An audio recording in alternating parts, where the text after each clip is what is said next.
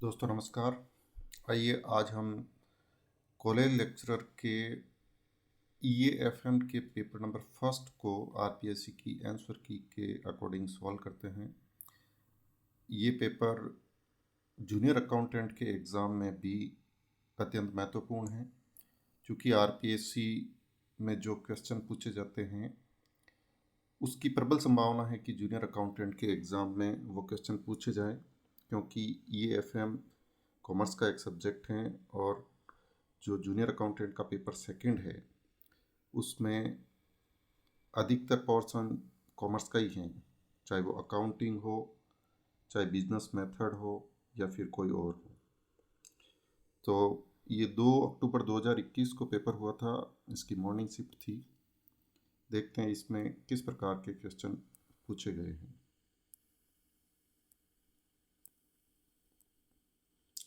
दोस्तों इसमें जो पहला प्रश्न है वह प्रश्न पूछा गया कि लाभ का नवप्रवर्तन सिद्धांत किसने प्रतिपादित किया था।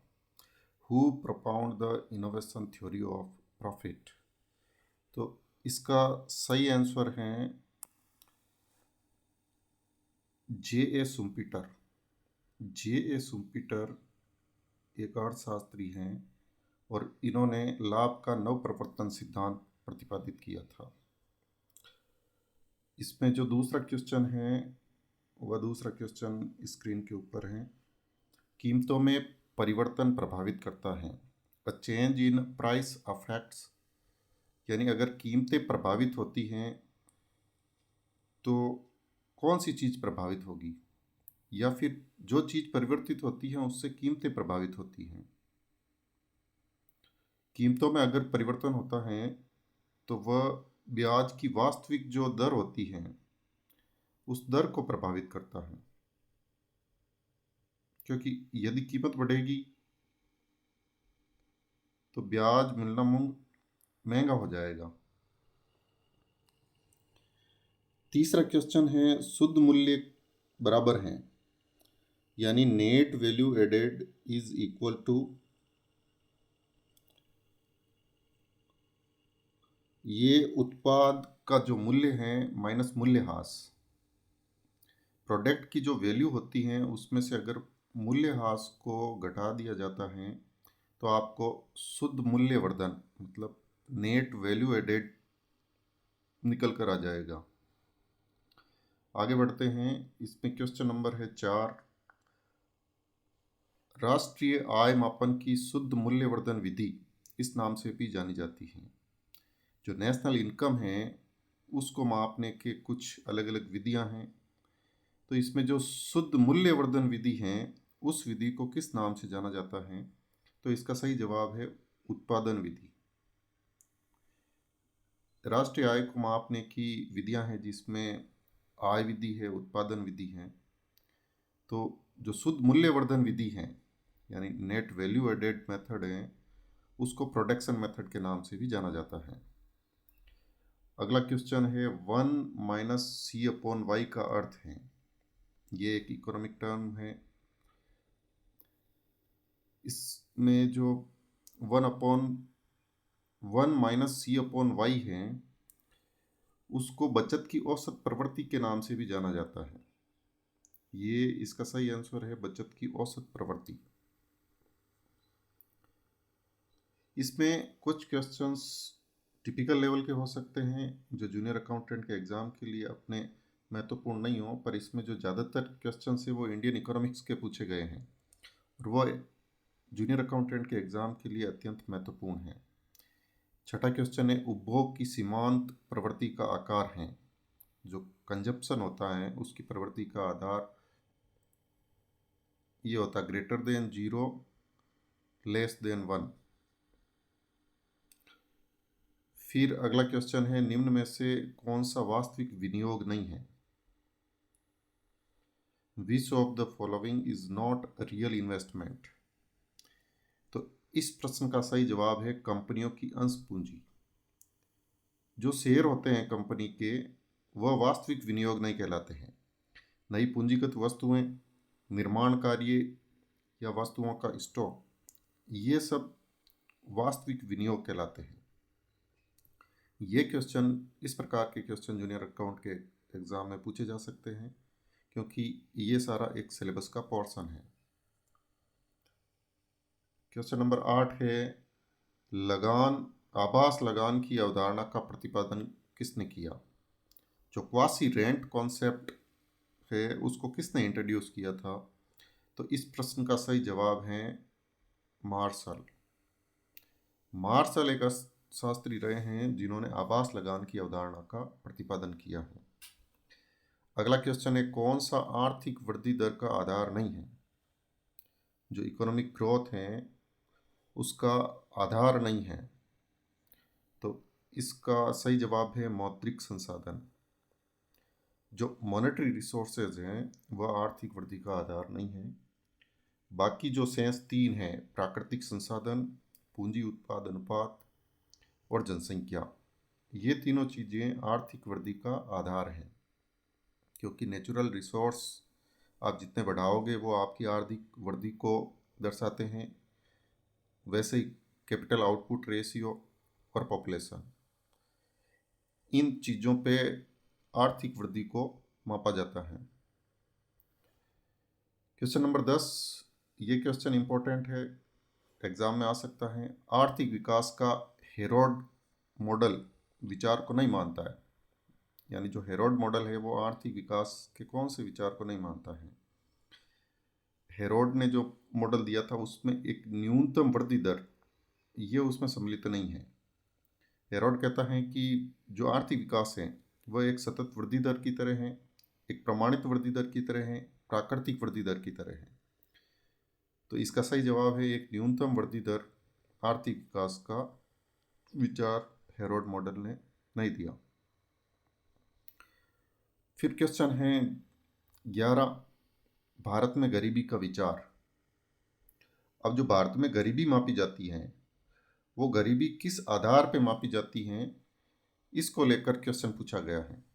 तो भारत में जो गरीबी नापी जाती है वो न्यूनतम जीवन स्तर को लेकर, मिनिमम जो लिविंग स्टैंडर्ड है, लिविंग लेवल है, उसके आधार पे। यानी एक व्यक्ति को कम से कम जीवन जीने के लिए कितने पैसों की आवश्यकता हो, खाना खाने के लिए उसको कितने पैसों की आवश्यकता हो, उसको लेकर भारत में गरीबी के विचार को मापा जाता है। इसका अगला क्वेश्चन है, भारत में गरीबी का अनुमान लगाने के लिए कौन उत्तरदायी है? यानी भारत में गरीबी के जो डेटा हैं उसको कौन कलेक्ट करता है? तो भारत में जो गरीबी के डेटा हैं वह नीति आयोग द्वारा कलेक्ट किए जाते हैं।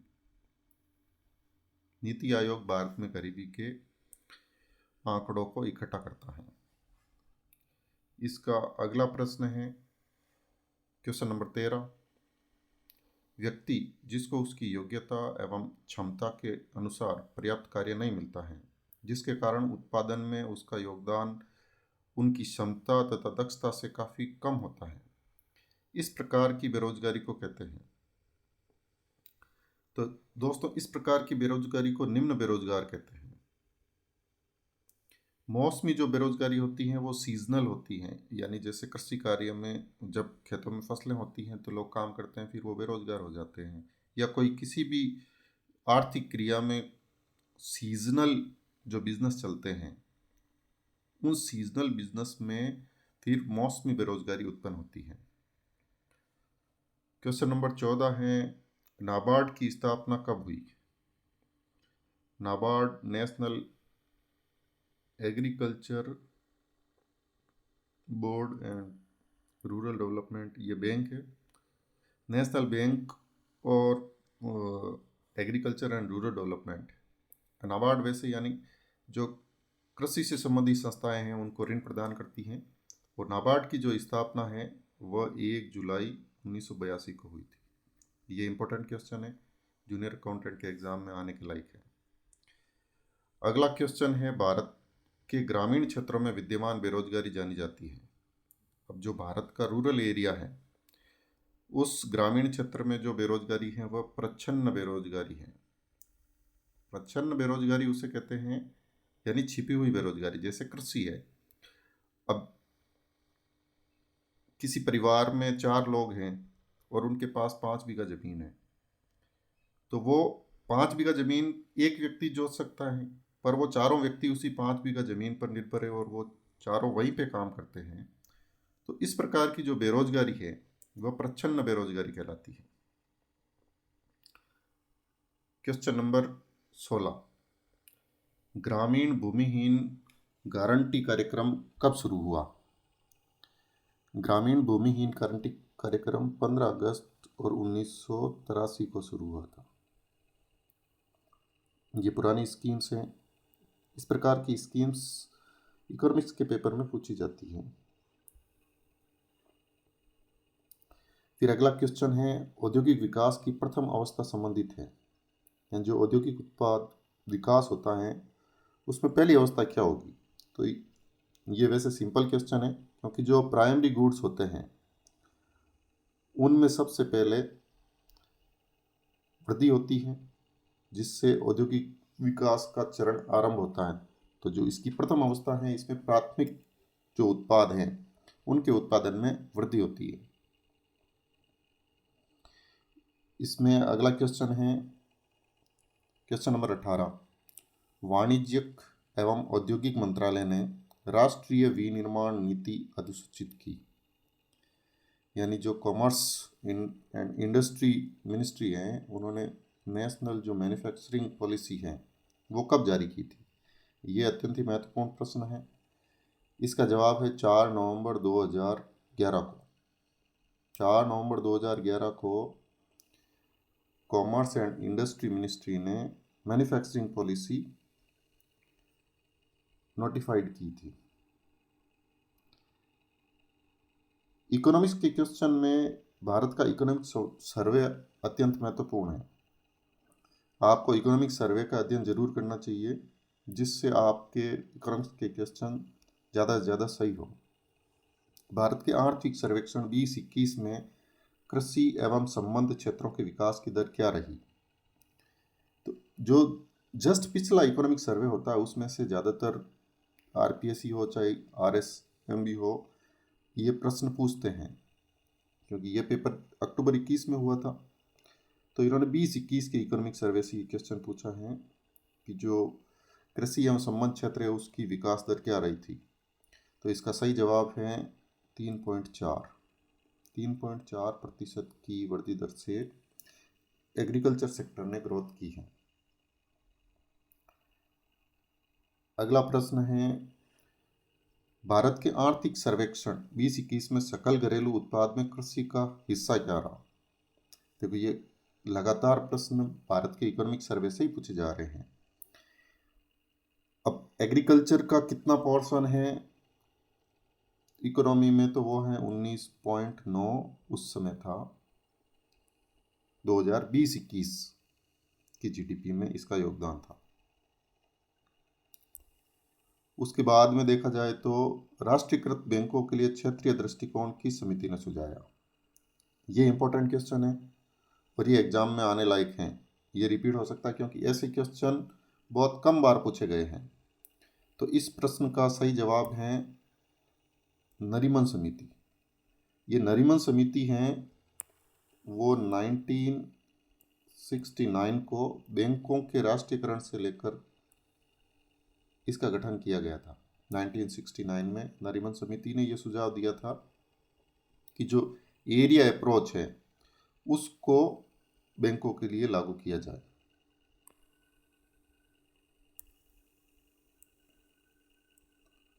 फिर भारत सरकार ने प्रथम औद्योगिक नीति की घोषणा कब की थी? जो इंडिया की पहली इंडस्ट्रियल पॉलिसी थी।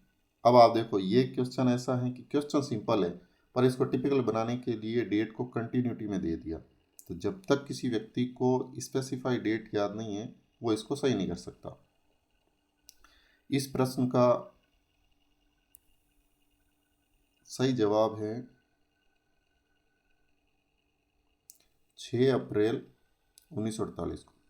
तो जो पहली इकोनॉमिक्स पॉलिसी थी वह 6 अप्रैल 1948 को जारी की गई थी। बढ़ते हैं आगे। अगला प्रश्न है, भारत के केंद्रीय स्तर पर निम्न में से कौन सी कृषिगत विपणन क्षेत्र में संलग्न नहीं है? जो एग्रीकल्चर मार्केटिंग है उसमें कौन सी संस्था सम्मिलित नहीं है? तो इसमें सही जवाब है NCTGFL। ये NCTGFL है, ये कृषि विपणन में शामिल नहीं है। NCDC है, नाफेड है, CWC है।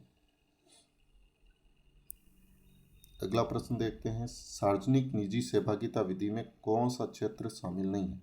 यानी PPP मॉडल में कौन सा क्षेत्र शामिल नहीं है? ये प्रश्न RPSC ने वैसे डिलीट कर दिया है, क्योंकि PPP model public private partnership आधारित है। तो ये ऊर्जा, सड़क, शिक्षा, बंदरगाह, आजकल सब जगह PPP मॉडल लागू है, क्योंकि PPP मॉडल पे सड़कें बनाई जा रही हैं, जिसमें बोट और ये बिल्ट विल्ट सारे जो मॉडल हैं ये अपनाए जा रहे हैं। ऊर्जा क्षेत्र में यानी अक्षय ऊर्जा प्लांट की स्थापना की जा रही है, जिसमें अडानी सोलर वगैरह ये सब कंपनियां काम कर रही हैं। पोर्ट में अडानी खुद पोर्ट को विकसित कर रहा है PPP मोड पे। तो इसमें चारों ही जो जवाब हैं वो सही हैं, इसकी वजह से RPSC ने इस क्वेश्चन को डिलीट कर दिया। बढ़ते हैं नेक्स्ट क्वेश्चन की तरफ। प्रश्न है, डुडले सीयर्स के सुझावों के आधार पर एक अर्थव्यवस्था के आर्थिक विकास अवस्था की कसौटियां क्या है? डुडले सीयर्स ये इकोनॉमिस्ट हैं और इनके अकॉर्डिंग एक अर्थव्यवस्था के आर्थिक विकास की अवस्था की कसौटियां क्या होना चाहिए? मतलब गरीबी पर प्रभाव है, या बेरोजगारी पर, या असमानता पर, किस पर प्रभाव? तो इसमें ये तीनों शामिल है, गरीबी, बेरोजगारी, असमानता, यानी उपरोक्त सभी इसका सही आंसर है। किसी भी अर्थव्यवस्था के आर्थिक विकास की अवस्थाओं पर यह परखा जाना चाहिए कि उसमें गरीबी पर क्या इफेक्ट है, बेरोजगारी पर क्या है, या इनइक्वलिटी पे क्या है। बढ़ते हैं आगे की ओर। नेक्स्ट प्रश्न है क्वेश्चन नंबर 26। सार्वजनिक क्षेत्र की इकाइयों में अनिवेश के जरिए सरकार क्या कर रही है? जो डिसइन्वेस्टमेंट कर रही हैं जो गवर्नमेंट कंपनियां हैं, उसमें से सरकार पैसा निकालती है, अपने शेयर बेचती है, उसको अनिवेश कहते हैं। तो इस प्रक्रिया में राजस्व घाटे को कम करना, राजस्व घाटे को कम करने के लिए सरकार क्या करती है? राजस्व घाटे को कम करने के लिए डिसइन्वेस्टमेंट करती हैं। जितनी भी सार्वजनिक कंपनी वो है जो कंपनी अधिनियम की धारा 271 में सरकार, चाहे राज्य सरकार हो या केंद्र सरकार हो, इसके पास 51% शेयर होल्डिंग होती है। सरकार के पास 51% शेयर होते हैं, तो वो कंपनी सार्वजनिक कंपनी कहलाती है। बढ़ते हैं आगे की ओर। अब है क्वेश्चन नंबर 27। निम्न में से कौन सा जोखिम सार्वजनिक क्षेत्र के साझेदारों द्वारा वहन किया जाता है? जो पब्लिक सेक्टर होता है उसके जो पार्टनर्स होते हैं, कौन सा जोखिम है वो उनके द्वारा सहन किया जाता है? तो इसका सही जवाब है समापन जोखिम। ये जो समापन जोखिम है यानी टर्मिनेशन, अगर टर्मिनेशन होता है तो फिर वो रिस्क यानी उनके द्वारा सहन की जाएगी सार्वजनिक क्षेत्र के साझेदारों द्वारा। नेक्स्ट क्वेश्चन है, निजीकरण का सही विचार है यानी प्राइवेटाइजेशन। सार्वजनिक क्षेत्र की इकाइयों में निजी स्वामित्व, सार्वजनिक क्षेत्र की इकाइयों का निजी क्रय, सार्वजनिक क्षेत्र की इकाइयों में निजी प्रबंधन, सार्वजनिक क्षेत्र की इकाइयों में निजी स्वामित्व, प्रबंधन और नियंत्रण। तो इसके अंदर इम्पोर्टेंट चीज़ ये है कि सार्वजनिक कंपनियां हैं जो, उनके क्षेत्र में निजी स्वामित्व, प्रबंधन और नियंत्रण, ये तीनों चीज़ें होती हैं PSU में। जब ये तीनों चीज़ें निजी क्षेत्र में चली जाती हैं किसी भी सार्वजनिक क्षेत्र की, तो वो निजीकरण कहलाता है। 1991 के बाद में भारत ने जो LPG की अवधारणा को अपनाया LPQ के स्थान पर, तो उसकी वजह से सार्वजनिक क्षेत्र का निजीकरण हुआ। और अब केवल 3 उद्योग ऐसे हैं जो केवल एकाधिकार में है सरकार के, जिसमें परमाणु ऊर्जा और ये सब, बाकी यानी सारे क्षेत्र निजीकरण के लिए खोल दिए गए। निजीकरण एक पूंजी वादी अवधारणा है, जैसा कि आपको पता ही है। अगला प्रश्न, सार्वजनिक क्षेत्र की इकाइयों का निजीकरण भारत में कब से शुरू हुआ? देखो, ये मैंने आपको अभी अभी जिक्र किया है और ये प्रश्न पूछा गया है। तो ये जो मनमोहन सिंह जी उस समय आरबीआई में गवर्नर हुआ करते थे और नरसिम्हा राव की सरकार थी, तो इन्होंने निजीकरण को अपनाया, उदारीकरण को अपनाया, क्योंकि जो भारत का फॉरेन एक्सचेंज रिजर्व रेशियो था वो बिल्कुल कम हो गया था। तो भारत ने अपना सोना गिरवी रख के और आईएमएफ से लोन लिया था। तो आईएमएफ ने कुछ शर्तें रखी कि भाई लोन हम तभी देंगे जब आप अपनी अर्थव्यवस्था में स्ट्रक्चरल रिफॉर्म करोगे। तो ये स्ट्रक्चरल रिफॉर्म 91 की नरसिम्हा राव सरकार के द्वारा किए गए थे।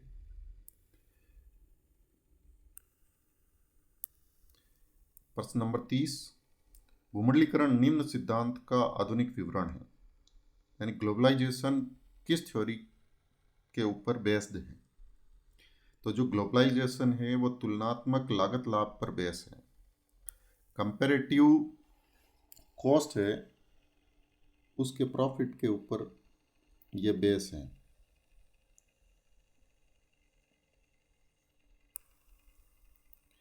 भूमंडलीकरण तुलनात्मक लागत लाभ के ऊपर बेस है। फिर क्वेश्चन नंबर है 31, भारत सरकार ने योजना आयोग को नीति आयोग से कब प्रतिस्थापित किया? ये भी सबसे ज़्यादा पूछा गया क्वेश्चन से, रिसेंटली एग्जाम में सबसे ज़्यादा यही पूछा गया है। नीति आयोग की स्थापना योजना आयोग के स्थान पर जो सहयोगी संघवाद है उसकी भावना के अनुरूप 1 जनवरी 2015 को की गई थी। ये नीति आयोग, नीति का फुल फॉर्म होता है national institute for transforming India, मतलब एक ऐसा राष्ट्रीय आयोग जो भारत में आर्थिक जो विकास है उसको बदल दे, उसकी अप्रोच को बदल दे, उसके लिए नीति आयोग की स्थापना की। अब जब से नीति आयोग की स्थापना की है उसके बाद पंचवर्षीय योजनाओं की जो प्रक्रिया थी वो बंद हो गई।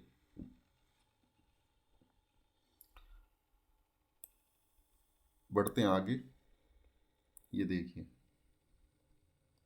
ये क्वेश्चन आ गया। मैंने जिक्र किया था आपसे कि नीति आयोग की फुल फॉर्म क्या है, तो national institute for transforming India, मतलब भारतीय राष्ट्रीय रूपांतरण संस्थान। सीधा सा तात्पर्य ये है कि भारत की जो अर्थव्यवस्था की अप्रोच है, आर्थिक विकास की अप्रोच है, उसको बदलना अब और ज़्यादा लिबरल हुआ है। और भारत, मतलब यानी जो ease of doing business World Bank द्वारा जो रिपोर्ट जारी की जाती थी उसमें भारत ने काफ़ी सकारात्मक सुधार किया है। और लास्ट जो रिपोर्ट जारी की गई थी उसमें भारत की रैंक 63 के लगभग आ गई थी, 63। तो इस प्रकार देखा जाए तो नीति आयोग कुछ पॉलिसीज़ बनाता है, फिर सेंट्रल गवर्नमेंट स्टेट के साथ मिलकर उन पॉलिसीज़ को इम्प्लीमेंट करता है। नीति आयोग कुछ विषयों पर अपनी रिसर्च भी करता है, कुछ रिपोर्ट्स भी जारी करता है। इस प्रकार ये प्रेजेंट टाइम में सबसे इम्पोर्टेंट इंस्टीट्यूशन है और ये हर भर्ती परीक्षा में पूछा जाता है, चाहे कोई भी एग्ज़ाम हो, चाहे कांस्टेबल से लेके और आईएएस तक का एग्ज़ाम हो, सब जगह ये प्रश्न पूछा जाता है। बढ़ते हैं आगे की ओर। अगला प्रश्न है, ग्रामीण विकास का क्या अर्थ है? यानी आप रूरल डेवलपमेंट से क्या समझते हैं? रूरल डेवलपमेंट भारत के अंदर सबसे इम्पोर्टेंट है। तो रूरल डेवलपमेंट का सीधा सा जवाब है कि ग्रामीण क्षेत्र का समग्र विकास।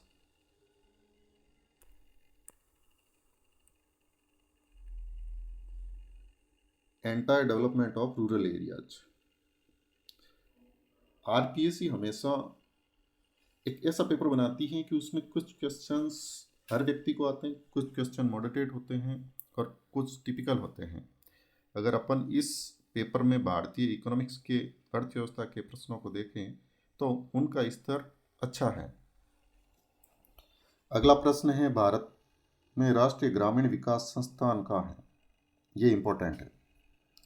भारत में जो राष्ट्रीय ग्रामीण विकास संस्थान है वह संस्थान है हैदराबाद में। ये इम्पोर्टेंट है, यह पूछा जा सकता है। फिर उससे अगला क्वेश्चन है, कौन सी संस्था ग्रामीण विकास से संबंधित नहीं है? जो ग्रामीण विकास की विचारधारा है उससे संबंधित नहीं है, तो इसमें क्या है? देखो, DRDA, district rural development agency, DRDA होती है। डीआरडीए है, ग्राम पंचायत है, ग्राम पंचायत के बगैर तो ग्रामीण विकास संभव ही नहीं है। पंचायत समिति है, ये पीआरआई, ये दोनों पंचायत राज इंस्टीट्यूशन है। अब इसमें जो यूआईटी है,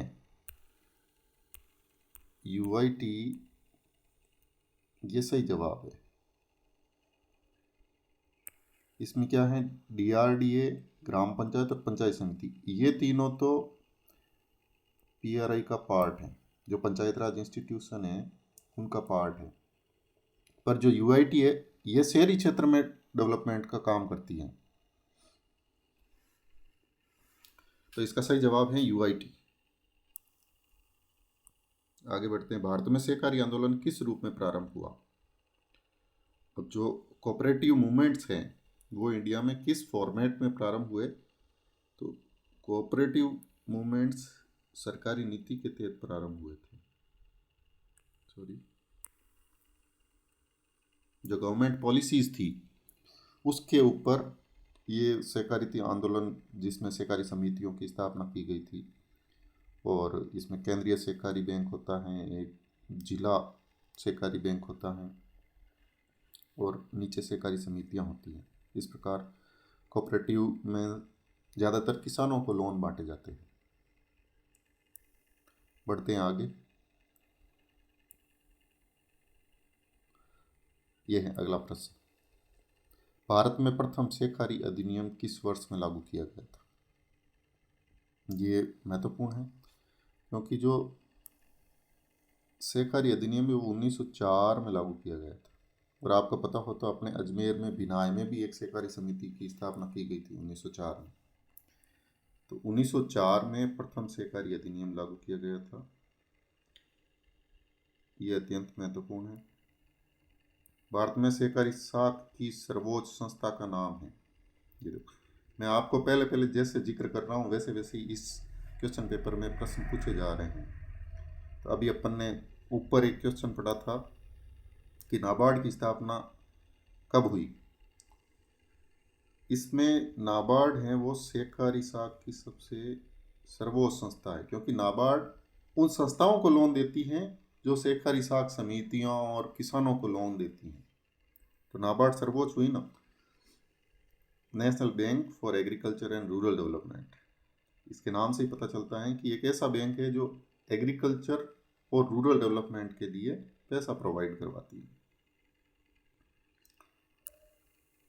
अगला प्रश्न है, 2016 में विमुद्रीकरण से भारत में कौन सा क्षेत्र गंभीर रूप से प्रभावित हुआ?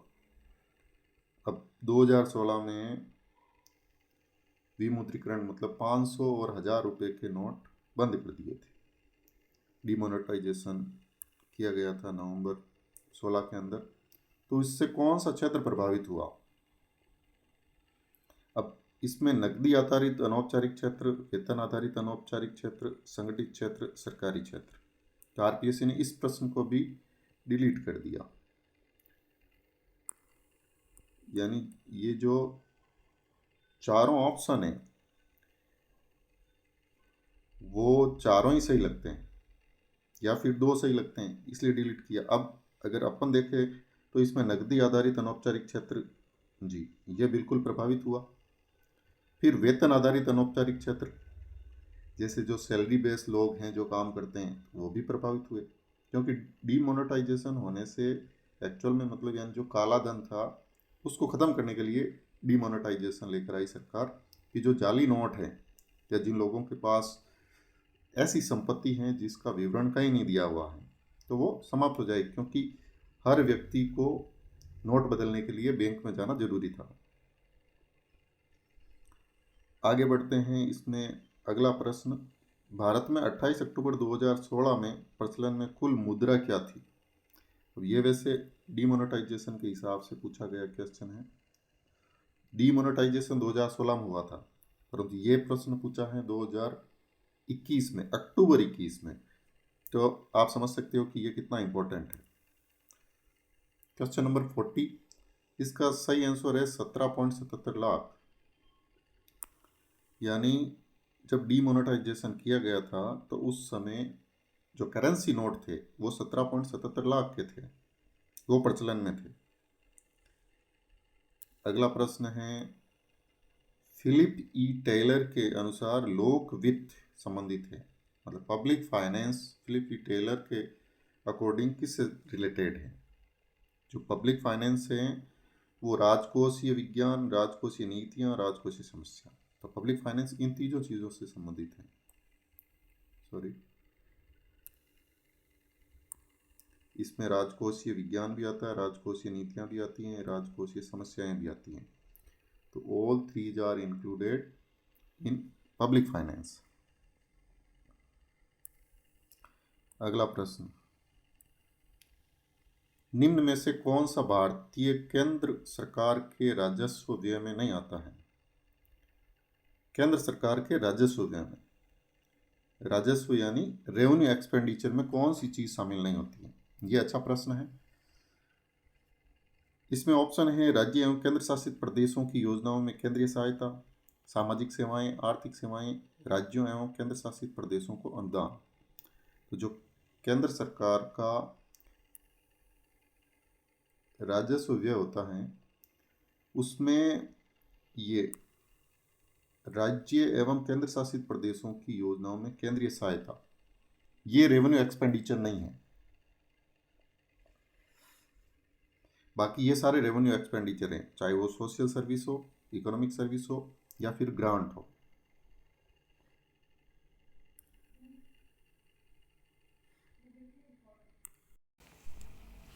अगला प्रश्न है 43, आइए देखते हैं।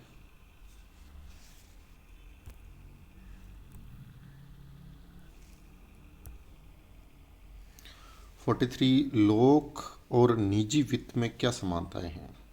What are the similarities in public and private finance? लोक वित्त और निजी वित्त में क्या समानताएं हैं?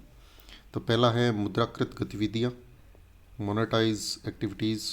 दूसरा है रेशनलिटी, तार्किक, सीमित संसाधन, लिमिटेड रिसोर्स।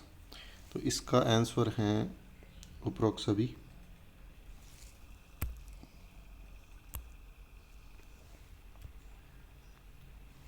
लोक और निजी वित्त में ये तीनों समानताएं हैं। ये मुद्रागत गतिविधियां होती हैं, इनमें तार्किक होते हैं और सीमित संसाधन होते हैं। अगला प्रश्न है, लोक वित्त में कौन सी मद शामिल नहीं है? Which is not covered under the public finance?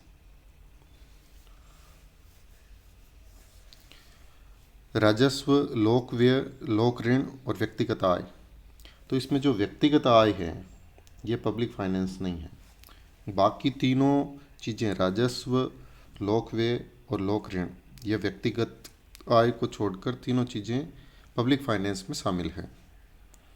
Next question है 45, करारोपण के सिद्धांतों को सबसे पहले किसने घोषित किया? तो जो टैक्सेशन है इसकी सबसे पहले जो थ्योरी देने वाला व्यक्ति था वह व्यक्ति था Adam Smith. Adam Smith is a first person who gave theory of taxation. अगला क्वेश्चन है, समानता का सिद्धांत किसने प्रतिपादित किया? Who propounded the canons of the equality? P.A. Samuelson, Bernard P Herber, Adam Smith या एच डॉल्टन? तो इसका सही आंसर है एडम स्मिथ। एडम स्मिथ महान अर्थशास्त्री रहे हैं और इन्होंने आधुनिक अर्थशास्त्र को एक नए मुकाम पर लेकर गए हैं ये एडम स्मिथ। इन्होंने समानता का सिद्धांत प्रतिपादित किया था। अगला प्रश्न है, एक अच्छी कर प्रणाली की क्या विशेषताएं हैं? बजट के दूसरे घटकों पर आश्रित, करदाताओं का दृष्टिकोण, करदाताओं के अधिकार। तो एक अच्छी कर प्रणाली में ये तीनों चीज़ें होनी चाहिए। तो इसका आंसर है उपरोक्त सभी। फिर अगला क्वेश्चन है, भारतीय कर प्रणाली का क्या उद्देश्य है? जो भारत की टैक्स सिस्टम है उसका ऑब्जेक्टिव क्या है?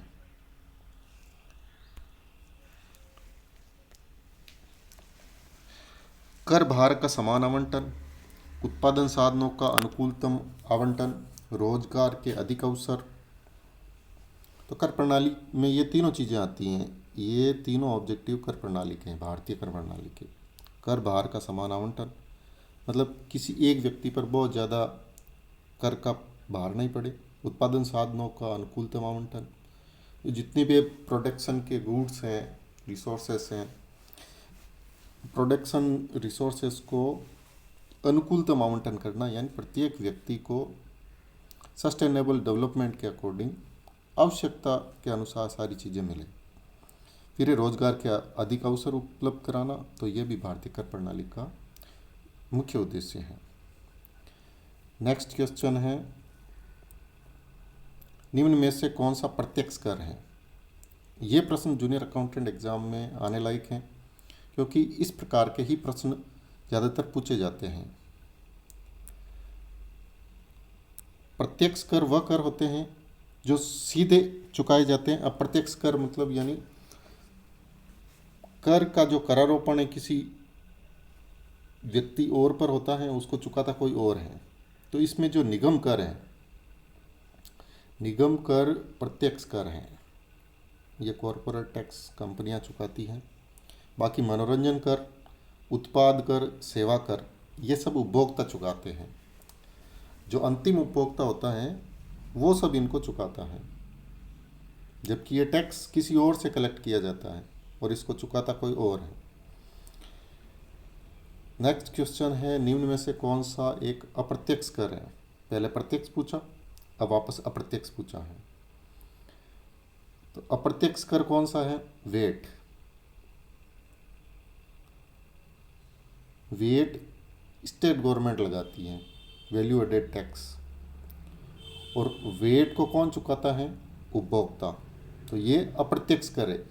राज्य सरकार सीधा उपभोक्ता से नहीं लेती है। राज्य सरकार जो गुड्स या जो भी वस्तु बनती हैं और जिसको बेचा जाता है वो वहीं से टैक्स कलेक्ट करती हैं, बेचने वाले से। इसमें वेल्थ टैक्स, एक्सपेंडिचर और उपहार कर, ये सारे प्रत्यक्ष कर हैं। तो अपने दो क्वेश्चन में कम से कम 8 करों की स्थिति स्पष्ट हो गई है कि निगम कर, धन कर, व्यय कर, उपहार कर, ये प्रत्यक्ष है। और वेट, मनोरंजन कर, उत्पाद कर, सेवा कर, ये अप्रत्यक्ष कर है। चलिए नेक्स्ट क्वेश्चन देखते हैं।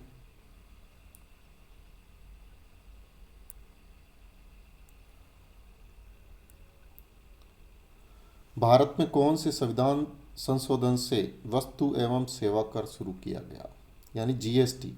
जीएसटी के लिए कौन सा संविधान संशोधन किया गया था? तो 100वां, 101वां, 102, 103। इसके अंदर 101वां संविधान संशोधन है, वो जीएसटी से संबंधित है। जीएसटी 1 जुलाई 2017 को लागू किया गया था। गुड्स एंड सर्विस टैक्स, ये एक देश एक कर प्रणाली के तहत इसको इंट्रोड्यूस किया था। यूपीए सरकार ने इसका प्रस्ताव रखा था, बाद में भारतीय जनता पार्टी की एनडीए सरकार ने इसको पारित किया था। 1 जुलाई 2017 से ये लागू हुआ और ये टैक्सेशन प्रणाली में सबसे बड़ा सुधार था भारतीय अर्थव्यवस्था में। इसलिए जीएसटी का क्वेश्चन कई बार पूछा जाता है। जीएसटी से संबंधित जीएसटी काउंसिल को लेकर, जीएसटी की कितने प्रकार के टैक्सेशन होते हैं, सीजीएसटी, एसजीएसटी, इन सब पे प्रश्न पूछे जाते हैं। तो जीएसटी भारतीय अर्थव्यवस्था में एक सबसे महत्वपूर्ण चैप्टर है और इससे रिलेटेड प्रश्न पूछे जाते हैं। चलिए नेक्स्ट क्वेश्चन। केंद्र सरकार के स्तर पर वस्तु एवं सेवा कर के अंतर्गत कौन सा कर नहीं है? अब कुछ चीज़ों को जीएसटी से बाहर रखा गया है, तो इनमें से कौन कौन सी वस्तुएं हैं जो जीएसटी से बाहर हैं? पेट्रोलियम उत्पाद, उत्पादन कर, सेवा कर, सीमा शुल्क। तो इसमें जो पेट्रोलियम उत्पाद है इसको जीएसटी के दायरे से बाहर रखा है। ऐसे ही शराब है, इसको भी जीएसटी के दायरे से बाहर रखा है।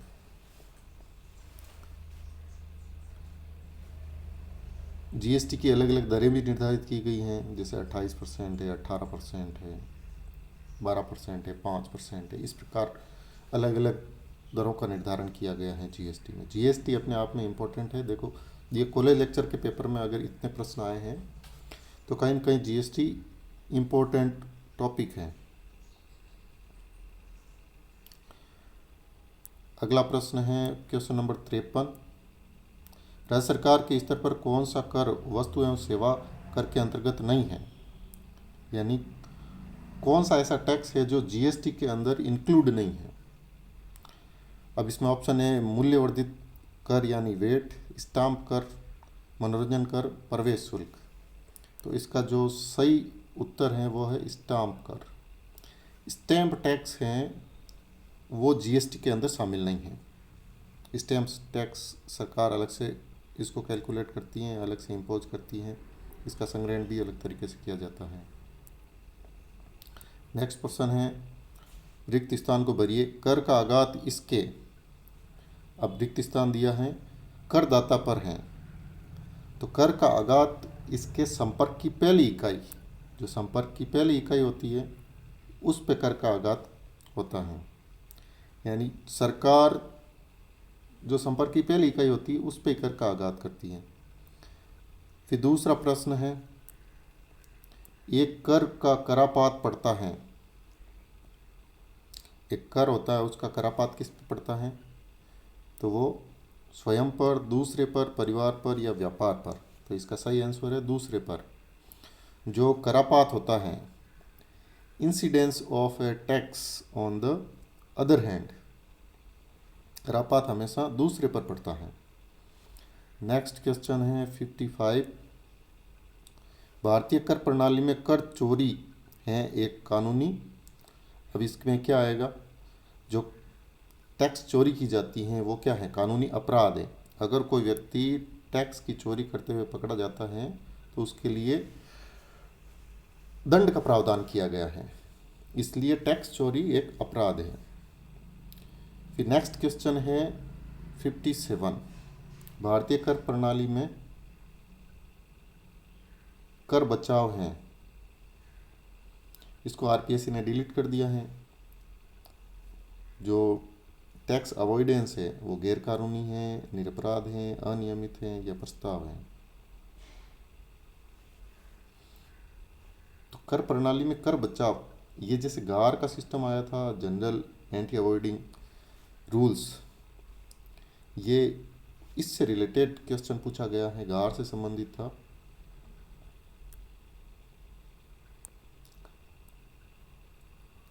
एंटी अवॉइडिंग रूल्स ये भी टैक्स रिफॉर्म में एक इम्पोर्टेंट टॉपिक है, गार।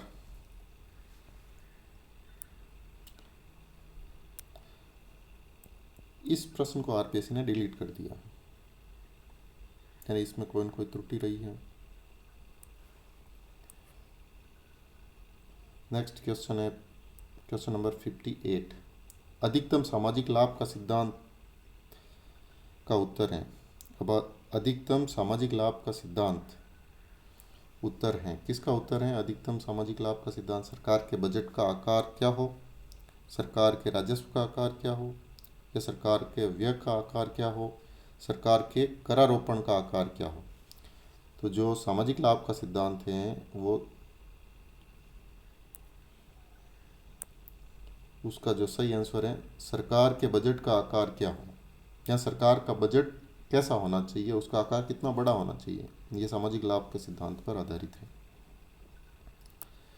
नेक्स्ट क्वेश्चन है, अधिकतम सामाजिक लाभ के सिद्धांत का प्रतिपादन किसने किया? Who performed the principal maximum social advantage? Question number 59। JB से, एडम स्मिथ, H डॉल्टन या सेलिगमैन? तो इसका सही आंसर है H डॉल्टन। H डॉल्टन ने अधिकतम सामाजिक लाभ के सिद्धांत का प्रतिपादन किया था। Question number 60। सार्वजनिक राजस्व का घटक कौन सा है? जो पब्लिक रेवेन्यू होता है उसका कंपोनेंट क्या है? पब्लिक रेवेन्यू में क्या आता है? आय और व्यय की प्राप्तियां, संपत्ति और पूंजीगत लेन देन से प्राप्तियां, वस्तुओं और सेवाओं से प्राप्तियां। तो ये सारी चीज़ें, ये जो सभी चीज़ें हैं, आय और व्यय की प्राप्तियां, संपत्ति और पूंजीगत लेन देन से प्राप्तियां, वस्तुओं सेवाओं से प्राप्तियां, ये सब इसमें काउंट होते हैं। तो उपरोक्त सभी इसका सही आंसर है।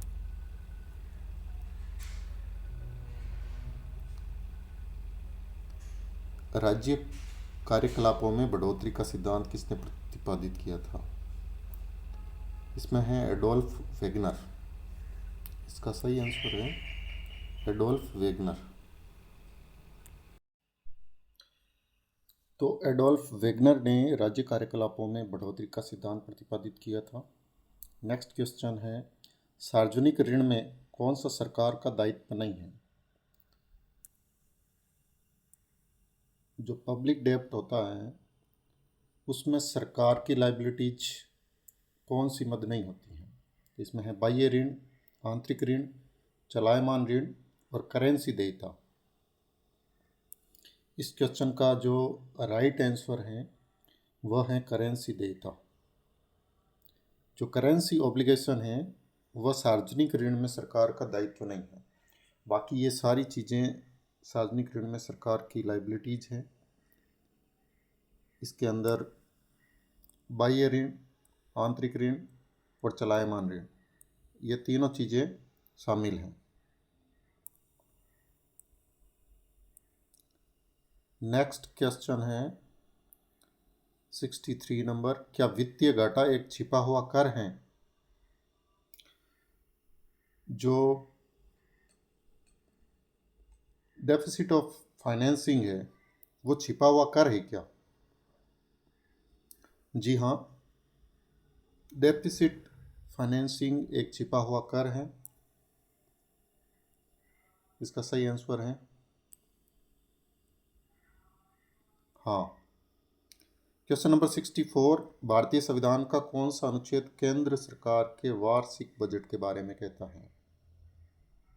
इंपॉर्टेंट क्वेश्चन है। क्वेश्चन नंबर 64, इसका आंसर है अनुच्छेद 112। जो वार्षिक वित्तीय विवरण है उसको प्रस्तुत करता है वित्त मंत्री संसद के अंदर। तो बजट का जो उल्लेख किया गया है, बजट को वार्षिक वित्तीय विवरण नाम दिया गया है भारतीय संविधान के अनुच्छेद 112 के अंदर। नेक्स्ट क्वेश्चन देखते हैं 65, भारतीय संविधान का कौन सा अनुच्छेद राज्य सरकारों के वार्षिक बजट के बारे में कहता है?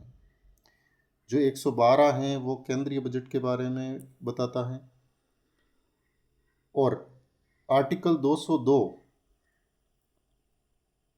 112 प्लस 90 यानी 202, आर्टिकल 202 राज्यों के वार्षिक बजट के बारे में कहता है कि प्रत्येक राज्य में, राज्य सरकार में जो भी वित्त मंत्री होगा वह राज्य विधानमंडल में बजट पेश करेगा और बजट को भारतीय संविधान में बजट नाम न देकर वार्षिक वित्तीय विवरण नाम दिया गया है। तो ये चीज़ याद रखने योग्य है। नेक्स्ट क्वेश्चन है 66, भारत सरकार के 21-22 के बजट में स्वास्थ्य क्षेत्र को कितना धन आवंटित किया गया है? जो हेल्थ सेक्टर है उसमें 21-22 के बजट में कितना बजट एलोकेशन किया गया था? तो इसका सही आंसर है 66 नंबर क्वेश्चन का 3, 2,23,846, क्योंकि उस समय कोविड का समय था तो स्वास्थ्य पर बजट को बढ़ाया गया था। वो 2,23,846 करोड़ रुपया स्वास्थ्य क्षेत्र के लिए आवंटित किया गया था।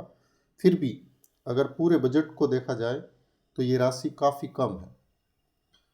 अन्य देशों के मुकाबले भारत में स्वास्थ्य पर बजट का जो प्रतिशत है वह काफ़ी हद तक कम है। इसको बढ़ाने की आवश्यकता है। एक तो साइंस एंड टेक रिसर्च पे और दूसरा हेल्थ पे। इन पे बजट का बहुत ही कम हिस्सा खर्च किया जाता है।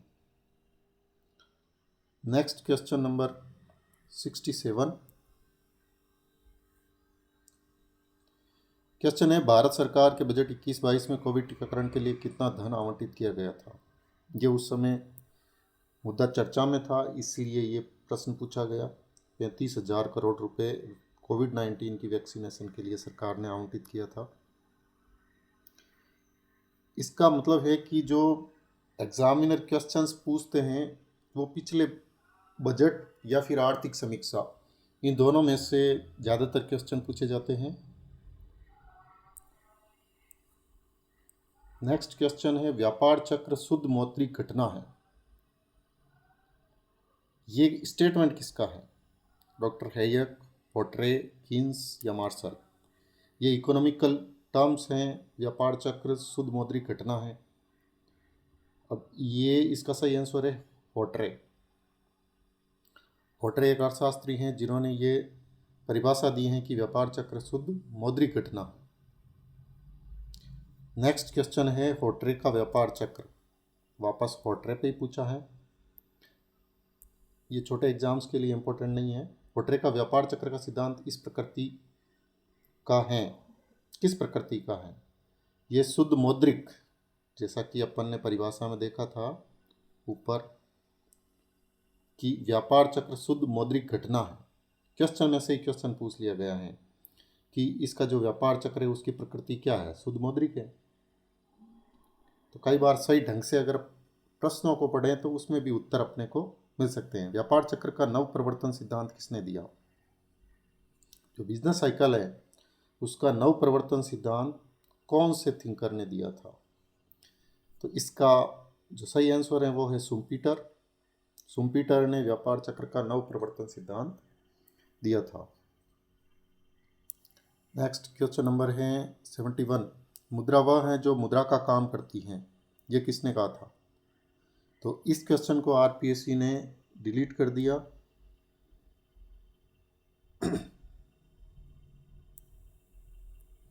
ये स्टार लगा के इस क्वेश्चन को आरपीएससी ने डिलीट कर दिया था। हो सकता है कि इनमें से कोई इसका सही आंसर नहीं है, इसीलिए इसको डिलीट किया गया हो। Next question number 72। विश्व में किस देश में 9वीं शताब्दी में पत्र मुद्रा का प्रयोग किया गया, यानी पेपर नोट? सबसे पहले जो पेपर करेंसी है वो किस जगह यूज में ली गई थी? तो वो है चीन, क्योंकि छापे खाने का जो आविष्कार है वो चाइना में किया गया था। तो जो पेपर करेंसी है फर्स्ट टाइम चाइना में यूज हुई थी 9वीं शताब्दी में। नेक्स्ट क्वेश्चन है, मुद्रा का कौन सा द्वितीयक कार्य नहीं है?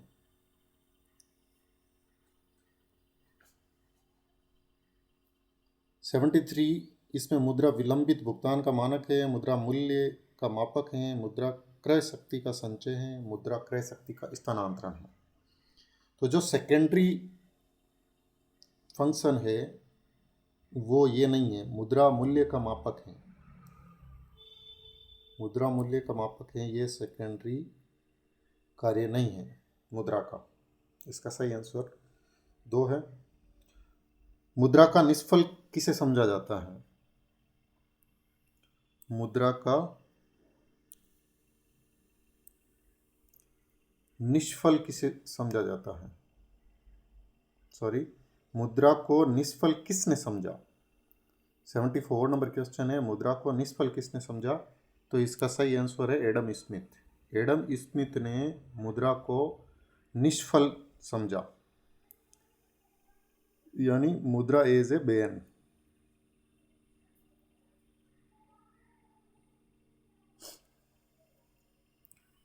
Question number 75। मुद्रा कीमत संरचना का प्रभावी आधार होती हैं। मुद्रा कीमत संरचना का प्रभावी आधार होती हैं। यह पूंजीवादी अर्थव्यवस्था में होता है। जो प्राइस मैकेनिज्म है उसका बेस है मुद्रा। मुद्रा की मांग के लिए कीन्स के सिद्धांत में नकदी रखने के पीछे क्या कारण, क्या प्रेरणा है? मुद्रा की मांग के लिए कीन्स के सिद्धांत में नकदी रखने के पीछे क्या प्रेरणा है? इसका सही आंसर है उपरोक्त सभी, यानी व्यापार, सावधानी, सट्टेबाजी। ये तीनों ही मुद्रा की मांग के लिए कीन्स के सिद्धांत में नकदी रखने के पीछे की प्रेरणा है।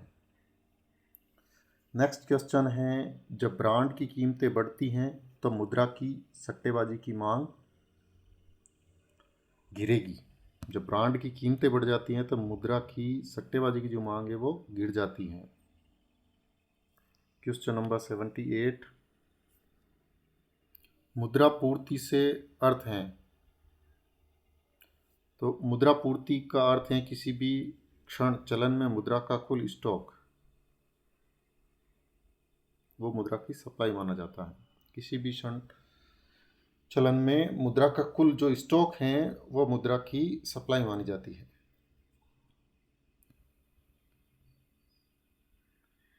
फिर नेक्स्ट क्वेश्चन है 79, मुद्रा पूर्ति के विचार में तरलता का रास्ता प्रस्तुत किया। तो ये जो रास्ता प्रस्तुत किया है रेडक्लिफ कमीशन ने किया था। मुद्रा पूर्ति के विचार में तरलता का रास्ता रेडक्लिफ कमीशन ने। क्वेश्चन नंबर 80, मौद्रिक नीति का सूचक कौन सा है? अब ये यहाँ से जूनियर अकाउंटेंट के एग्जाम के पर्पज से क्वेश्चन इंपॉर्टेंट है। मौद्रिक नीति का सूचक कौन सा है? तो मौद्रिक आधार या उच्च शक्ति मुद्रा, बैंक दायित्व और पूंजी, अल्पकालीन ब्याज दरें या उपरोक्त सभी। तो इसका जो सही आंसर है वह है उपरोक्त सभी।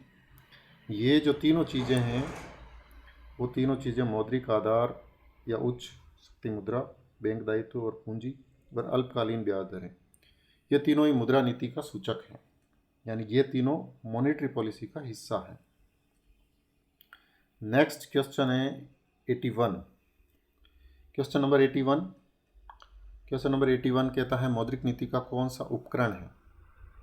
मतलब किस प्रकार अपन मौद्रिक नीति को निर्धारित करते हैं या उसको नियंत्रित कर सकते हैं। तो उसका टूल्स कौन सा है? बैंक दर, नगद कोष अनुपात यानी CRR, सांविधिक तरलता अनुपात यानी SLR।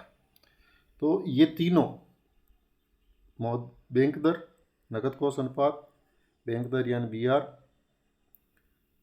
ये CRR और ये SLR,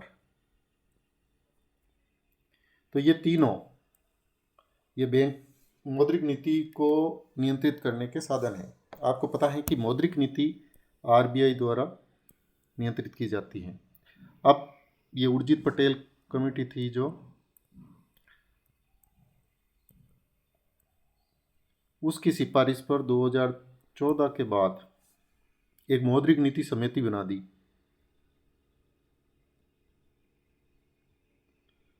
ये कमेटी अब मौद्रिक नीति को तय करती है।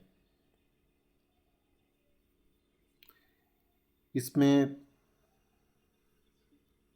RBI और सरकार इन दोनों के आधे सदस्य होते हैं और जो RBI का गवर्नर होता है वो उसका चेयरपर्सन होता है। नेक्स्ट क्वेश्चन है 82, रिजर्व बैंक द्वारा चयनात्मक साख नियंत्रण निम्न में से कौन सा उपकरण नहीं है? जो RBI द्वारा चयनात्मक साख नियंत्रण किया जाता है वो कौन सा उपकरण नहीं है? तो इसका सही आंसर है खुले बाजार की क्रियाएं। जो ओपन मार्केट ऑपरेशंस होते हैं वो चयनात्मक साख नहीं है।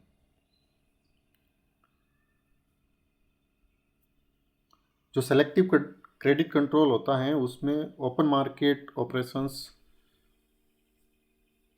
शामिल नहीं है। इसमें नैतिक प्रभाव, विज्ञापन, साख का राशनिंग, ये सब चीज़ें हैं। ये इंपॉर्टेंट क्वेश्चन है।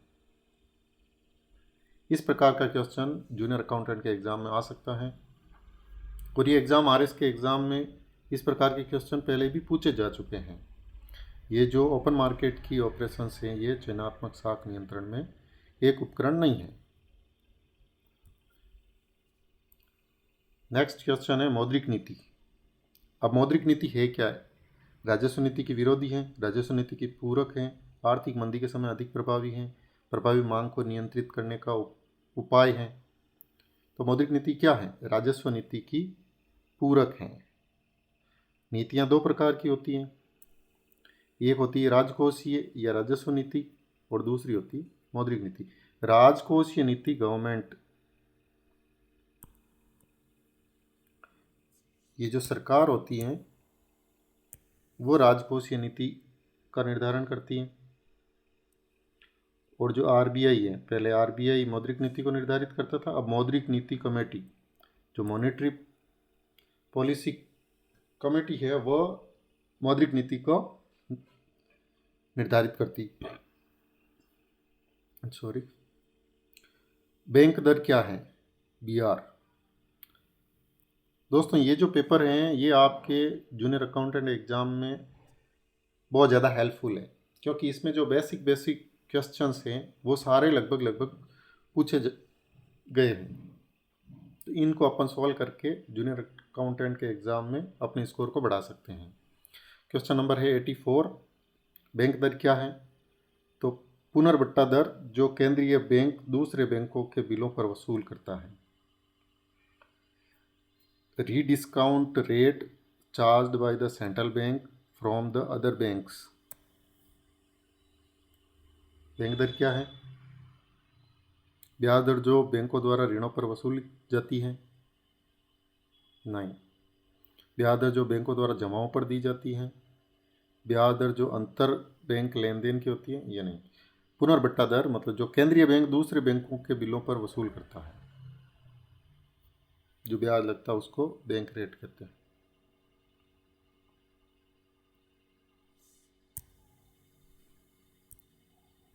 Next question number 85। निम्न में से किस उपाय का परिणाम साख का संकुचन है? यानी ऐसा कौन सा उपाय है जिससे साख संकुचन होता है? बैंक दर में कमी करना, केंद्रीय बैंकों द्वारा प्रतिभूतियों की खरीद, बैंकों के नकद कोष अनुपात को कम करना, या फिर चयनित साख नियंत्रण। तो इस क्वेश्चन को आरपीएससी ने डिलीट कर दिया है, ये स्टार मार्क। नेक्स्ट क्वेश्चन, निम्न में से कौन सा उपाय सरकार की सार्वजनिक ऋण नीति में सहायक है? जो पब्लिक डेब्ट होता है या पब्लिक बोरोइंग होती हैं, उसमें कौन सा उपाय सहायक है? बैंक दर नीति, खुले बाजार की क्रियाएं, परिवर्तनीय लागत या संचय अनुपात, चयनित साख नियंत्रण। इसका सही आंसर है खुले बाजार की क्रियाएं। जो ओपन मार्केट ऑपरेशंस होते हैं वो सरकार की सार्वजनिक ऋण नीति में सहायक होते हैं। ये सेलेक्टिव क्रेडिट कंट्रोल में नहीं आती हैं, ये सरकार की सार्वजनिक ऋण नीति का एक हिस्सा है, open market operations.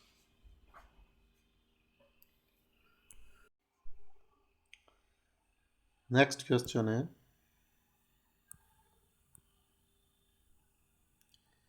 Question number 87। ऋण नियंत्रण के निम्नलिखित तरीकों में से कौन सा अधिक प्रत्यक्ष और प्रभावशाली है? बैंक दर नीति, खुले बाजार की क्रियाएं, परिवर्तनीय नकद आरक्षी अनुपात या सीमांत आवश्यकताओं का स्थायीकरण। इनमें से कौन सा तरीका है जो ऋण नियंत्रण के लिए अधिक प्रत्यक्ष और शक्तिशाली है? इसमें जो वेरिएबल कैश रिजर्व रेशियो है, परिवर्तनीय नकद आरक्षी अनुपात,